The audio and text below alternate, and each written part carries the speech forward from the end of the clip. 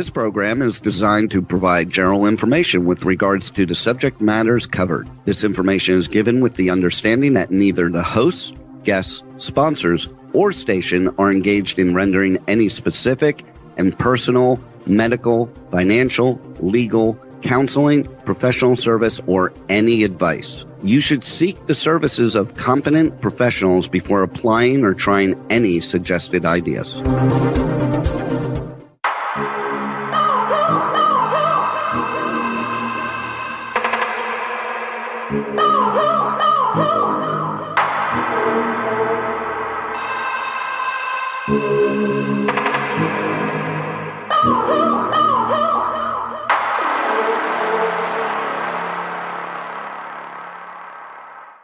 Good morning, truth seekers and true crime junkies. Nanette Bartow here with another episode of Hit the Road Jack, Finding the Zodiac.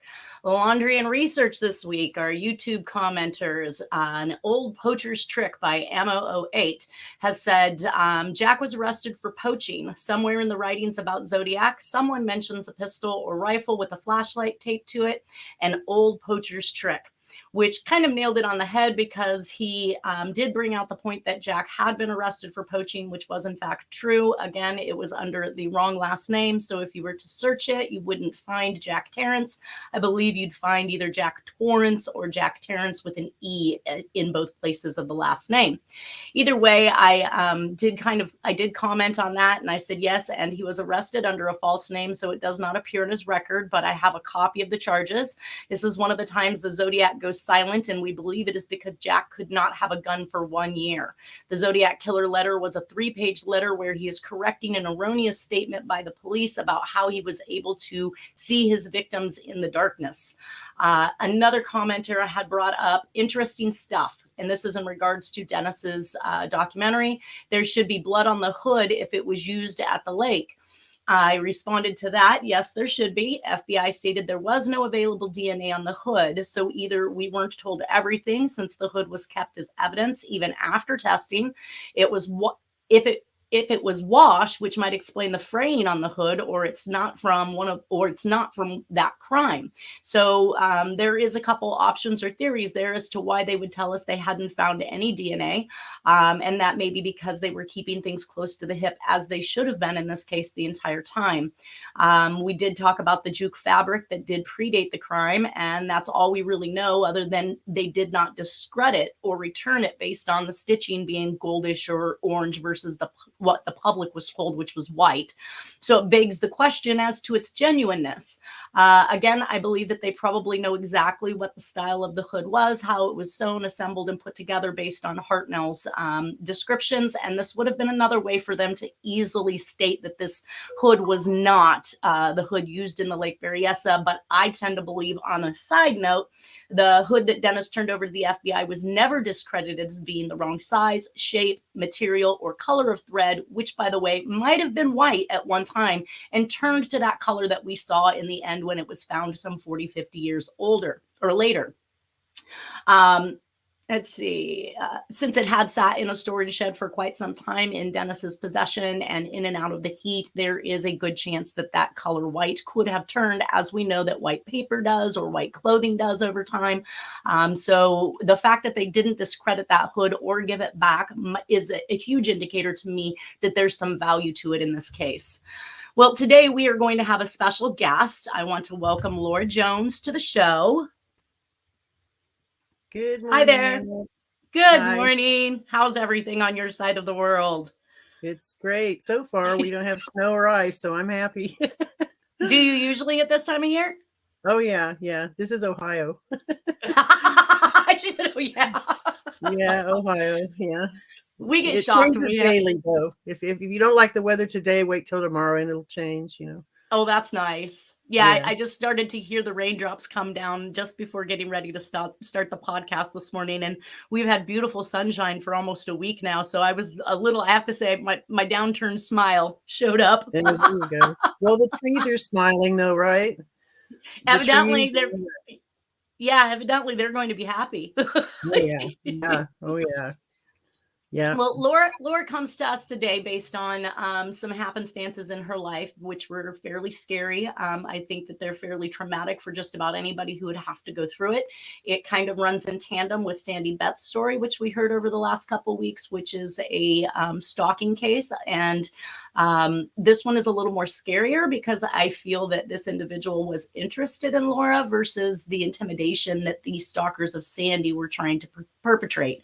And that's not to say that this guy wasn't creepy and that he wasn't intimidating and he didn't scare the bejeebies out of her, but I think that he was literally interested in her, and we're going to talk about that story today. So where in your life did all of this begin? I was just a young mom. I was like 26 thereabouts, and I was my husband was locked up for actually they found out later it was something that he was not guilty of. However, I was just trying to survive, and I took a job at Sambo's restaurant in Chino, California as a waitress. And waitresses get to know people just by pouring their coffee and emptying ashtrays. Of course, back then there was ashtrays on every table, but that's something that's definitely something that Sandy expressed, because she herself was working as a waitress and in many local establishments that served drinks and coffee. And she talked about much of the same thing. So you're kind of a target in that atmosphere for many guys to hit on, to stalk, or to admire. And you kind of get the gist of who's into you and who's not by whether or not they sit in your seating, right? Right. And this fellow, he'd come in and sit with the local police that used to congregate down at the big corner table there, and he would sit with them and chat. And so, he was kind of, people were used to seeing him in there. But then when he noticed me, he started coming to my section and sitting in my section every time, and so that's how this all started. And it went on for probably about 6 months, this whole terrorizing thing, but it was enough to, make a huge dent in my life. He started Well, let's let everybody know where you were at that time. So you mentioned Sambo's, but you were actually in Chino, California. This was circa 77, 78, correct? Yeah. Yes. And so I mapped that out, which we can see over here. It's definitely the Riverside area. And this is what drew your attention to the possibility of the Zodiac Killer and Sherry Jo Bates, because it is approximately, depending on the route you take, 28 to 40 minutes from Chino to Riverside. Mm-hmm. Yeah. And then you indicated that Bill Riley was the individual's name that you were having the issue with, correct? Yeah. Yes. And he was also friends with my boss, Mort, and would, Mort allowed him to go into the office and sit in there by himself even sometimes. And so, everybody kind of didn't question him. I mean, he just because he was in there so much, and everybody, oh, he's all right. He's okay. I want to kind of give everybody an idea in their head of what you were dealing with. So let's run down the description of this individual. Go ahead and describe him for us. Okay. I would, I'm guessing probably around 5'10". I'd say right around maybe 180, 190 pounds, stocky built, very fit. I mean, he wasn't fat. He didn't have a pot belly or any of that, and he dressed, I mean, he was so meticulously dressed, his hair, everything was, perfect. I mean, he never let anything, he didn't look at all sloppy.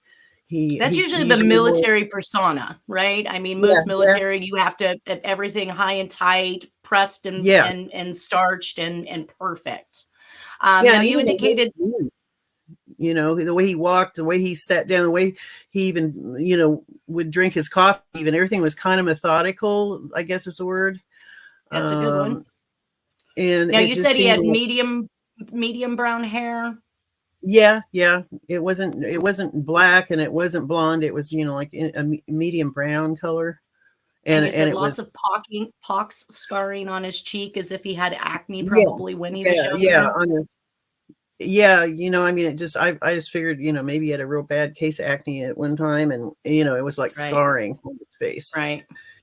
Now, also, you indicated that he had his signature knee length brown leather trench coat, which I found interesting because doesn't that usually scream undercover private investigator, CIA spy type stuff? I mean, well, back then, I was just a very gullible, I did not know the stuff I know now at all, So I mean, to me, it was out of place for Southern Right. California because most people just didn't, I mean, it was warm usually there year round, and I mean, people did not wear long coats and stuff much there, and he always, he had these like ankle boots on, leather, always everything was shiny, I mean, he was always, and he wore a belt, and I can't remember about his pants so much. I didn't really notice that so much because I was always looking. Every time he'd come in and sit down, he'd open up his coat enough to let me know that he was packing a weapon. Wow. And so he's brandishing. I actually met somebody not too long ago that made the comment to me that, so what if my gun is sticking out beneath my jacket as I'm riding my motorcycle down the road? And that's not brandishing, he says. Well, he's aware that it's there. He's aware that it's showing. So that means that you are intimidating and you are brandishing. The fact that it happens to be that it sticks out, your job as a concealed carry person is to cover that gun. People are not supposed to know that you have it on you. So I find it very interesting that that is almost a subtle intimidation tactic. And based on my friend, I believe that that's exactly what he was doing as well. So anybody who is showing you their gun when they're allowed to conceal carry wants you to know the premise that they have that gun and that you should either be scared or you should not be worried because they can protect you, right? You also mentioned he had icy blue eyes. Yes. I'm not sure if anybody, and I'd have to go back to look to see if anybody has ever stated the eye color of the Zodiac, but I'm not sure that I've seen anything like that since either A, they never even really saw his face, or B, he wore the hood. But you also indicated he walked with a military cadence. But for me, that does not account for the lumbar that's mentioned in the walk of the Zodiac. So when the Zodiac was seen leaving the Paul Stein scene, it was commented on that he had a lumbar. Brian Hartnell also stated that he had a lumbar. The girls at Lake Berryessa who witnessed this secondary suspect, which I'm starting to believe really has almost no tie unless he was just a pickup guy or a ride out for the killer, had really nothing to do with this crime because he lacked the lumbar as well, and he wasn't described in the same mannerisms as Hartnell described as Tacker, which was this sloppy, messy lug with a pot belly, overweight, large individual, versus the three teenagers who saw this well-fit, well-built, very nice-looking man. They all commented on him being very nice. And that black hair could have been just it being greased back and giving it the look that it was darker than it really was. So yes, that suspect actually kind of fits in with some of the descriptions that you are giving in regards to this this man we're going to talk about. At any rate, there is a stark difference between sloppy dressing and neat dressing. And what you're saying fits in with somebody who might be CIA. I know that Jack was military, but he didn't necessarily always carry himself in the most groomed fashion as some military people continue to do even after they leave the military. But back to, you mentioned there was another coincidence between this, and that was that Bill owned a newer model yellow Volkswagen. Back then it was newer than mine. Mine had the smaller rear tail lights and everything. His had the bigger lights in the back. And that's how I knew it was a newer model. Mine, I had a 68. So I don't know, what model his was, but it was newer than mine. So at some point after he started sitting in your section, he propositioned you, correct? Well, no, he really didn't proposition. For dinner.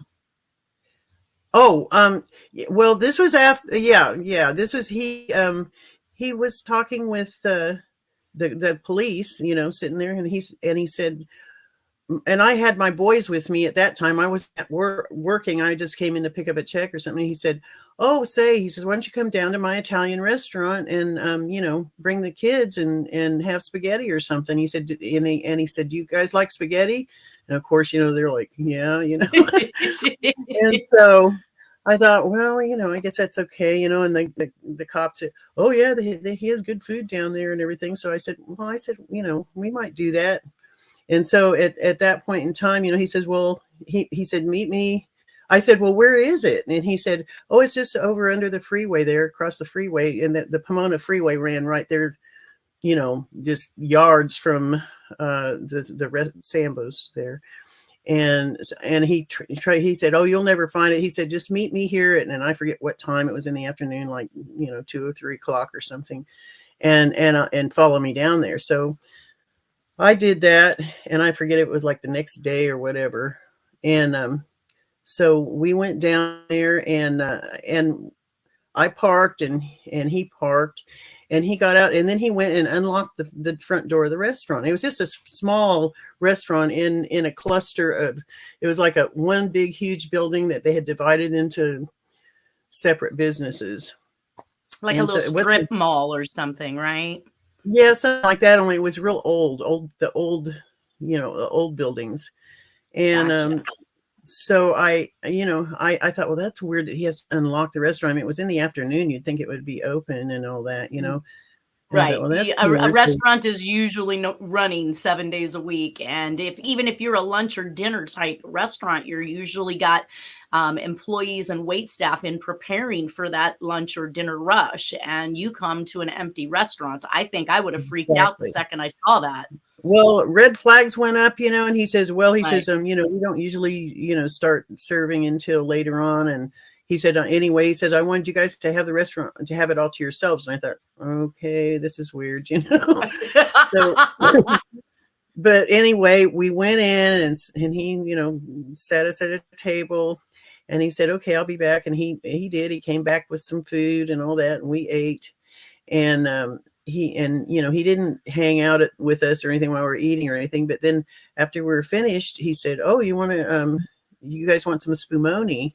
Which I guess is Italian ice cream. And of course the boys, yeah, they wanted some spumoni. So he said, he asked my oldest son, he said, "Well, come on," he says, "and help me." He says, "Let's go back and get the ice cream." And so they went back into this area, back behind this, it was in another door, kind of an open door, and there was a walk-in back in there. And then here in just a minute or something, I heard Cameron screaming and carrying on, and beating and like pounding noises. And so I jump up and run. And he was standing there with his hand on the door, like, so Cameron couldn't get out, and laughing. And I was furious then. I grabbed the door, and I shoved him and grabbed the door and ripped Cameron out of there. And we just jumped up and left at that point in time. Well, that's when everything changed. His demeanor changed. That's when he started doing really creepy things. He'd come in there and sit at my table, and he always wrote these like codes on napkins. And I Well, always let me wondered. back up just for a second, because I want to talk about that demeanor. Now, I get it when uncles, brothers, and friends play practical jokes on each other, and they, would lock you in a room or a closet or whatever, and ha ha ha, you can't get out. But this individual did not have any type of former relationship with your children, correct? No, yeah, he didn't know them at all. And to laugh about something where somebody is considerably scared in regards to being locked into something like that is almost kind of maniacal. And we will talk a little bit later about some information that's come out in regards to the Zodiac purportedly laughing in a frenzy while he's stabbing the couple at Lake Berryessa, which again is kind of a sixth sense of humor or mentality. And I do find that is, I mean, if you're trying to put your best foot forward and you're trying to make a good impression, you don't scare the living crap out of the woman's kids. I mean, that's just not a go-to. Right. And the thing is that he didn't, he just, like he said, "Oh, I didn't hurt him," and all this. But after that, I mean, he didn't talk at all, hardly, after that. In fact, he hardly ever talked, and he talked very low key, and I mean, he hardly ever talked. Now, you So mentioned the writing of codes on napkins. That was something that you could watch him do, but you were never able to see those napkins after the fact. Do you remember the type mm, of things or codes that he was writing down? Did they just look like symbols it, or yeah, like weird little symbols, like, I mean, if you didn't, if you weren't like pouring his coffee and actually looking at it, you just think he was writing, pretty much, but he'd sit Oh, there and gotcha. write, and he did wear glasses when he did that. He wore glasses when he was writing, Right. like regular, like just black rimmed glasses.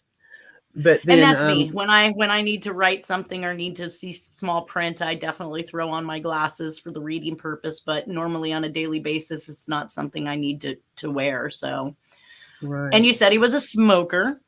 Yeah, because I'd empty his ashtray all the time, I mean, I mean, that was my job. I mean, I've served the public my whole life. I've, did that. Then I worked in you know, preschool, teaching preschool kids and driving the bus. And then I worked in nursing homes and, hospitals. And now I'm working and have been for the last about 7 years with the developmental disabled. And And so, I applaud you for that. That's a tough job, that's for sure. it is, but it's very rewarding for me as well as for them because, I mean, I learn a lot from them. They go through challenges every day that we can't even imagine. Imagine, And right. so they're like my heroes. Now I'm having a bad day. he actually at one point actually slid a paper in front of you with some personal information on it. Can you tell us a little bit about that? Yeah, he, kind of summons me over and I thought it was to bring coffee. So I had my coffee pot, Well, let me and I set up a went over there. foundation. Laura, was this before or after the restaurant incident? After Okay. all this kind of weird stuff is after the because I really, I mean, I wasn't even friendly to him at all. I mean, I didn't even say hello. I just say, may I help you if I had to wait on him, but I Right. mean, I didn't want to have any conversation with him whatsoever, and he never offered for that. He was And this not. is where it starts to get creepy. So he pushes this Yeah, paper in front of you, and what did you see on it? everything about my my my date of birth, where I was born, where I lived when I was a kid, where my mom and dad lived, my mom and dad's name, my husband's name and his date of birth, and he knew he was locked up and where he was locked up, and he knew the date of his so when he was supposed to get released, and he knew my son's school, where he went to school, when he got out of school. I mean, all this stuff is all just listed on this paper, but he never would So let me he's been have. doing his research and he obviously has access to information or to be able to research and get information that otherwise, I mean, the internet wasn't available. You couldn't Google somebody to figure these kind of things out. So clearly he has inside information that he should not have his hands on. Right. How did And that make I thought about it and I thought, well, maybe, when he's in the office, because Mort would leave him in there in the files, he could get into the files and get any of the employees' information. He didn't keep anything locked in there. But even And on your application, things aren't like your spouse's name and social security number, no, where he's in prison, when his release date is, where your children go to school. There are so many things that are not in your employee file. right. And then he did, at that point in time, he did say, yeah, he said, your son gets out of school at whatever time it was, 2:30 or something, like that, just real quiet, like, yeah, I know, That's and then freaky. I was totally freaked then, that's when I started, everything was in the panic mode at that point, because I thought, Right? oh, boy. This guy's checking on me. Now, you also Yeah. indicated that he actually laid a letter from your husband in front of you. Yeah, this is just, it was probably maybe a week or so after that. He comes in there, and sits down, and after he, flashes his, firearm at me and everything, and sits down, and then he pulled a envelope out of his coat pocket and laid it on the table, and then he motioned he wanted me to come over there. So here I go with my coffee pot, I'm like, oh boy, what now, so I go over there and I'm pouring his coffee. And then he points down at this envelope, and it's my letter that my husband had written to me that I had left on my bedside table. So he was letting me know that he had been in my house when I was gone, and he had gotten that, Did he And take I that letter started, with him, or did he return yes, it to you? no, I tried to get it like that, and he just snatched it up and smiled and put it back in his coat. Oh, So, Jesus. yeah, at this point in time, I'm thinking, he wouldn't let me have anything that, any of the papers, because like the napkins that he did those weird code things on and everything, and I mean, he would do codes on the whole napkin, like line after line after line after line. And it was all these strange things. And, I had no idea. I thought, that is so strange. Well, maybe the book that he put in front of you kind of made you relate why those codes were occurring or why he was writing those codes. Tell us about that book. Yeah, and then it was like maybe another week or something after that. Of course, he'd been in there, multiple times in the meantime. But here he comes and sits at the counter this time, which, I usually worked in the coffee shop area. There was a coffee shop, and then there was a great big dining room too area. But I used to work the coffee shop mostly. He sat at the counter, and he just had this book opened up, and then he motioned for me to come over. Oh boy, and what now? Yeah, with my coffee pot, and he just, pointed down at that book, and I glanced down, and it was a picture of a person being strangulated with piano wire, and it said, murder, however it explained it, piano wire. It was just like a caption down at the bottom. And I just looked at him, and then he just slammed the book shut, and it said CIA murder tactics on the front of the book. And so I'm like, oh, good grief, so I just went on about my day and everything. And I think later that day I asked Mort about it. I said, that guy is really weird. I said, there's something wrong here. I said, he's been doing some weird stuff. And I told him the stuff he's been doing. He said, oh, he's Bill. He's all right. He's a business owner here, and the cops know him, and he's all right, and everything. And I thought, oh my God, yeah, you people. I know that Sandy Betts had indicated she had received 2 Garretts in the mail. I want to say sometime in the 2000s, but they were kind of like a piano wire. As I recall, they were based off of 2 looped rings with the material that ran between them in order to create a garrote and strangle somebody. So maybe there's a possibility that not only was it maybe the mob that was stalking her, but maybe also ex-CIA at that point as well. Who knows? But you both have that in common with this strangulation thing that's going on. I know that you had stated that he had actually attempted to strangle somebody. Well, there was a lady, and I don't know if maybe I shouldn't say her name, on the air, just because I don't know if she's even still alive or anything. I mean, I've lost track of her back then because she actually quit after this episode that she told me about. But at any rate, she was a waitress there too. She was older than I was. She's probably, like maybe 40, something like that, maybe in her 40s or something.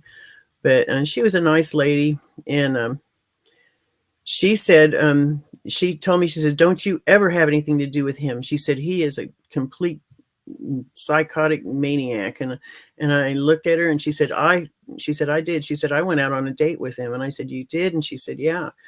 And she said, when they came out of the restaurant, she said she wondered why he parked way in the back where there's hardly any other cars, And she said he kind of put his arm in from behind her, and she thought he was going to hug her, And so she just kind of stood there. She said she didn't know what to do.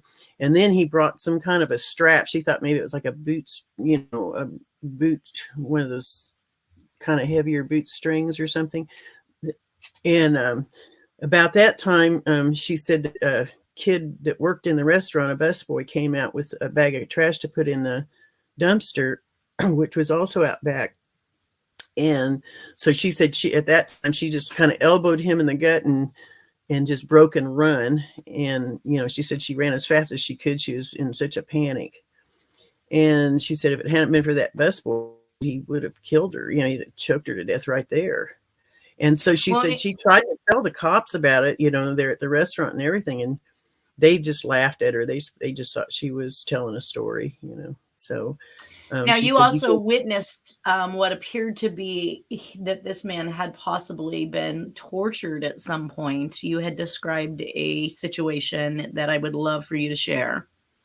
Yes, after that, she called me, it was, like, I don't know, around noon or 1 o'clock, something like that. And she said, Laura, come here, and she motioned for me to come to that back big window in the back of the restaurant where the dining room is. And so I went back there and looked out the window, and here this guy was, with that Volkswagen, and he had the back of it pulled, opened up, and he was working on it, but he'd taken his shirt off, which, when I thought back, I thought, well, yeah, he was such a neat Nick, he didn't want to get his shirt greasy, But anyway, his whole back was just covered with these huge, deep scars, like like somebody would have had to whip him with a, rubber strap or something to make that deep of huge scars. And it was just crisscrossed all over his back. And she said, oh my gosh, she said, she said, boy, I've never seen that on anybody. I said, me either. I said, Right. there's, we, at that point, we just, and it wasn't too long after that she quit and moved and everything. Nobody ever heard from her anymore. Yeah. And that's when the harassing phone calls began, correct?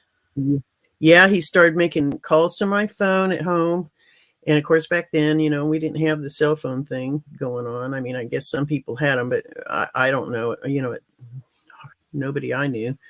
Cops had them, Right. I guess. I don't know. But anyway, yeah, he'd make phone calls, and he wouldn't say much. He would just breathe, heavy breathing and make some weird noises. But then the one time he said, are you ready to go to the forest in Canada? And he didn't have a deep voice. His voice wasn't like, wait. I mean, Right. he had a very, quiet voice.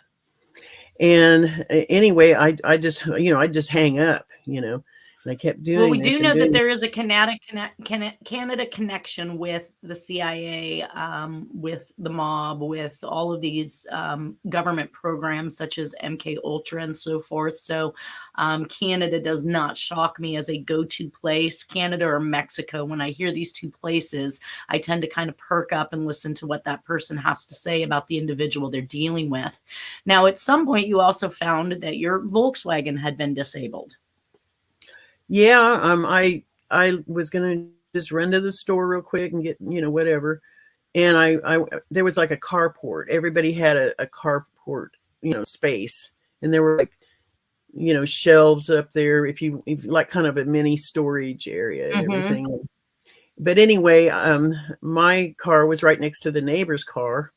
And when I went out to get my car, I turned the key, and I mean, nothing. It didn't do anything. It didn't click. It didn't do anything. It was just nothing. And I thought, whoa, that's strange, And so, excuse me. And I got out. And when I got out, I got this creepy feeling like somebody was right there watching me. I was like, how you just get that all of a sudden. It was like chills went down my spine. But then shortly, the neighbor man, he came in the side door there and kind of startled me. And I looked and I said, oh, I said, it's you. And he said, yeah. He said, are you all right? I must have looked scared or something. And I said, well, I said, I tried to start my car and nothing will happen. I said, it's just not, it won't even click or anything.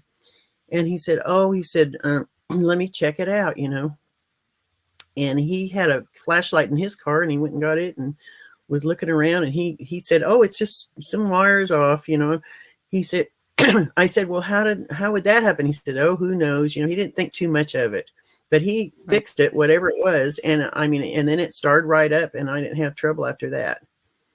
So, but I had a feeling that. So a disabling of the vehicle is something similar to what Sherry Jo Bates was a part of. Of course, the killer waited until she was in a location where she would require. I mean, obviously, you're safe at home. If the car is disabled, you're still at home. You can go back inside and be safe.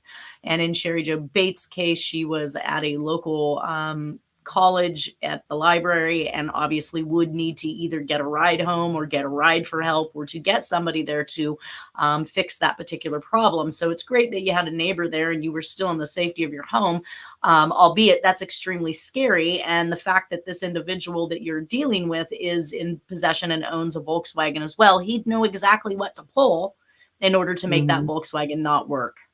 Yeah, that's just scary. Still don't know what it was, but it was something that was easily fixed, so right. That was a good thing. Now, you had mentioned a stamp collection that he spoke about as well, which I thought was interesting because stamps do play into the Zodiac persona. So tell us about that. Well, he was, showing the police there sitting with them, and he had pulled out this stamp, and it was actually in a little case thing, like a special stamp, so nobody would touch it, I guess. And he was explaining to them that, he said he had the one of two that were, the only two left in the world. And he said, if I can find the other one, he said, I'll be a very wealthy man. And he was, just kind of bragging to him that he had this special stamp, and he mentioned to him that he was going to he was going to go check out some stamps up at some coin stamp place in Pomona, a shop in Pomona. So I don't know. I remember him saying that though, And then at some point in time, I'm sorry, say that again.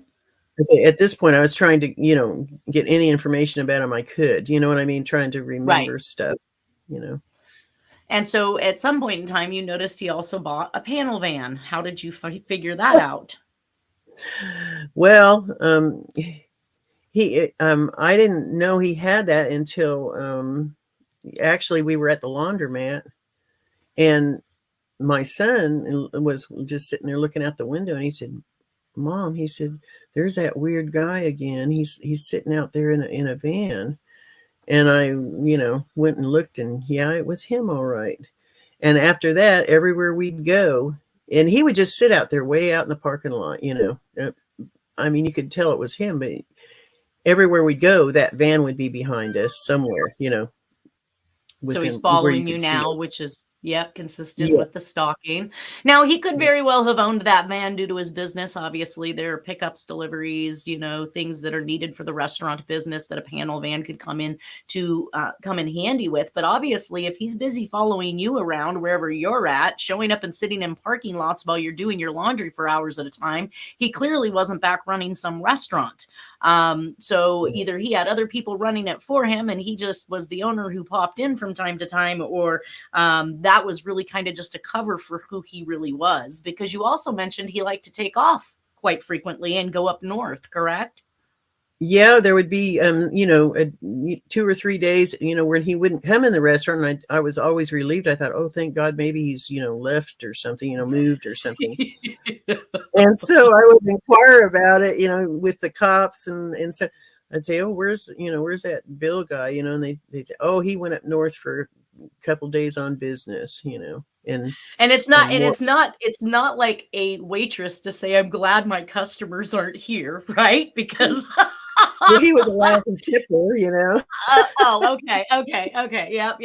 Frugal. Well, at this point, after you realized you started getting stalked, you actually took some proactive movements. You got scared, literally, and you ended up, I think you said, left work and removed your son from school, correct? Yep. After he followed us so much, and there was times I thought maybe he had, was coming around the house late at night, and I never did actually see him, but there would be like taps on the window or something, and by the time I'd get over there, I could not see anything. It was like he was just trying to terrorize me, with the phone calls and all these, And so you told the cops, right? Oh yeah. I told the Chino police, and I called the sheriff out, and he actually came out.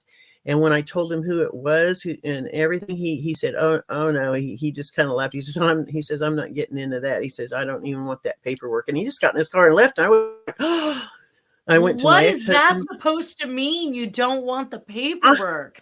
I know. I said, he's like the county sheriff. And I'm like, are you kidding me? I mean, I was just awestruck. I thought, oh my God, what are we going to do now? And, I really didn't want to tell my dad and stuff because I mean, I knew he had guns and stuff, but I thought he'll come up here guns blazing and he'd probably get killed, Oh man. I mean, I really was afraid. And I told my ex-husband because I knew he had a gun and I thought maybe he'll loan it to me, because I was just, I knew that this guy was going to get us, And now, at some he point, just, you actually sent your sons to their biological father, correct? yes. I mean, when it got to the point where I knew I was not going to get any help, I took them up to his house and I asked him if he could have, keep him for, a week or two, until I could get something done about this. And he did. And so they stayed up there for, it was about 2 weeks, I think. Well, in the meantime, oh, sorry, go ahead. Oh, no, you're fine. Well, my next step, I mean, I was blocked in my apartment and I had it had sliding windows and a sliding door. Everything was sliding. And I thought, oh my God, so I blocked all the windows with whatever sticks and broomsticks or whatever I could find, to try to, and I was just, I guess I was just in a terrorized state, where I didn't know what to do. And so finally I thought, I've tried everything else. So I thought I'm going to try to call the FBI because that was, only other thing I knew that, might work. I didn't know. I just wanted somebody to know that this guy was doing this stuff, And so I called him and I told him the whole story and everything that he'd done. And I said, you probably think I'm crazy. And he says, well, he said, ma'am, he says, give me an hour. And he says, I'll call you back. And I thought, yeah, right. I wasn't going to hold my breath for that, Right. Excuse me. And so I waited, and I thought, oh, he's not going to call, but he did. He called me back. The phone rang. I was like, oh, thank God. I answered the phone and he said, well, I have good news and bad news. And he said, well, the good news, he says, you're not crazy. And the bad news, though, is he said this guy is an ex-CIA agent gone bad. He said he's been up for murder 2 times, never been convicted. And he said he will kill you if you give him the chance. Oh, and gosh. He said, my advice to you would be to just, pack up and get out of the state, not out of town, out of the state, he said. Right. And he said, don't leave any trails behind you. And I said, well, how come nothing's being done about this guy? And he said, well, it's a long story. But I had given him his name that I knew him by, which was Bill Riley. I had given him the kind of car he drove in the description of the van, the best I could, and his the license plate number on his Volkswagen. Told him he owned the Italian business, supposedly. I mean, as far as I knew, he had that Italian restaurant. I told him everything I could about him. So, and they knew who he was. I mean, there was no question. If they could, if they could find that he was ex-CIA and wanted to warn you of that, and basically telling you get out of town, you then what? Told your then husband, correct? Well, I had kind of kept from telling my husband because he'd actually, broken go crazy out sitting inside the jail. Yeah, he'd go crazy knowing this. And I thought, oh my God, and so, but at this point in time, I had to tell him, because it had gotten so horrible.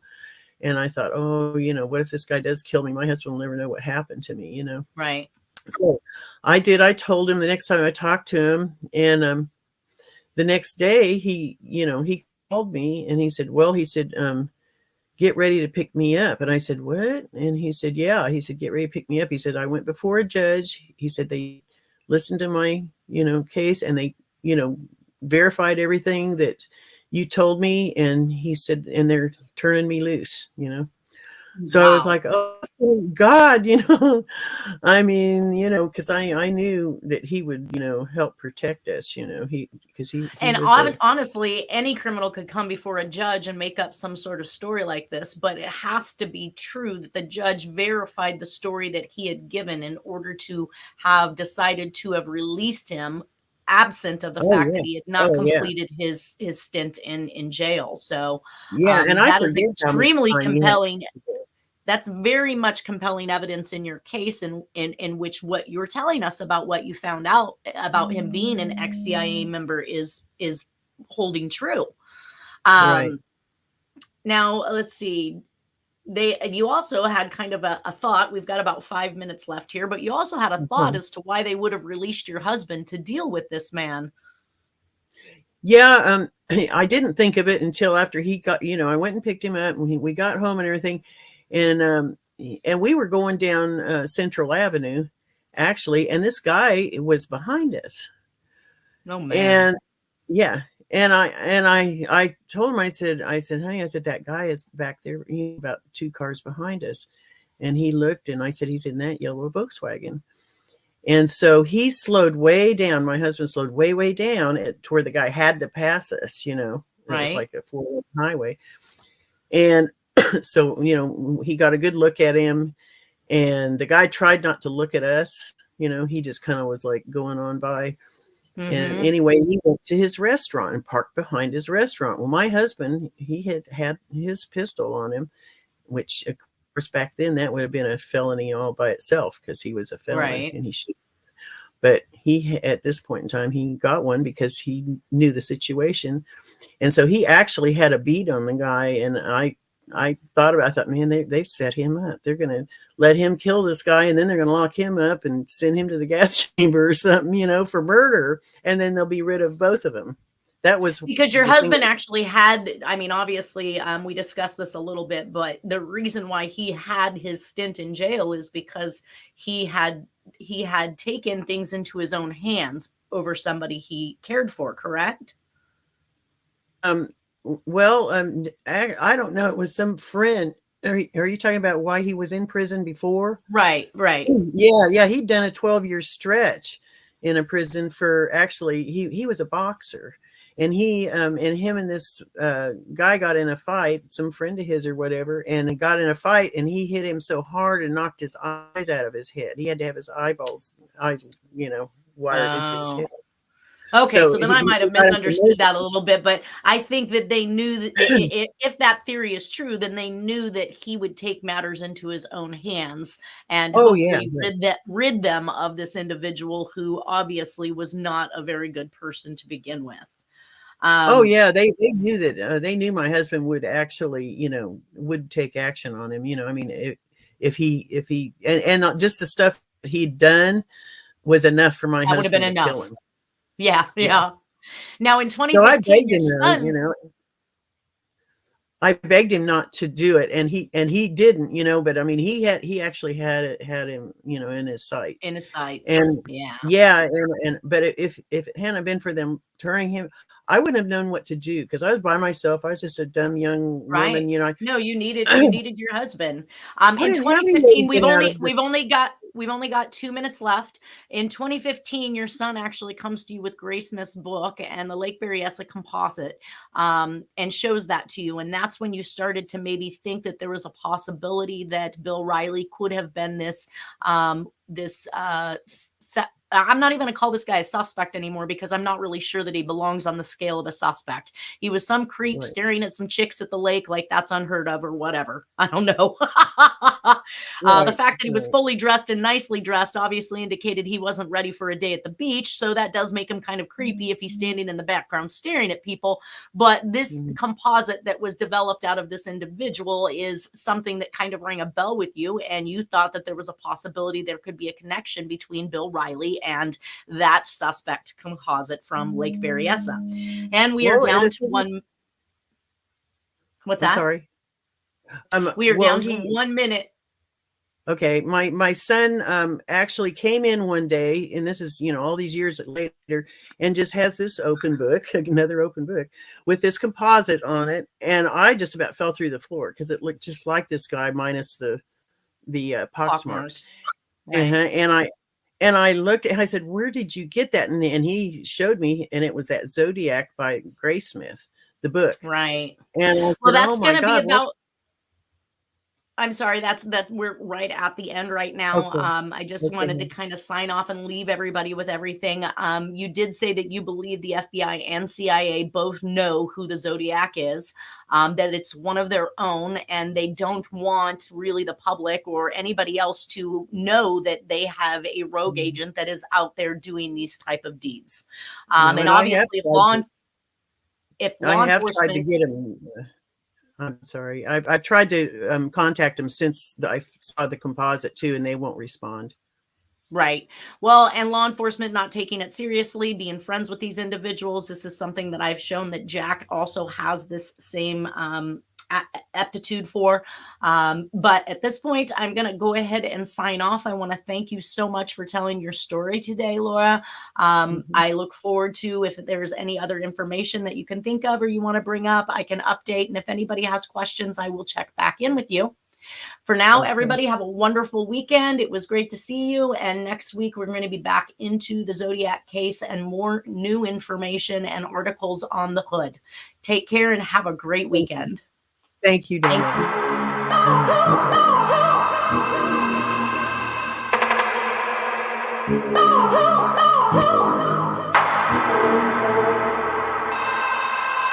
Thank you.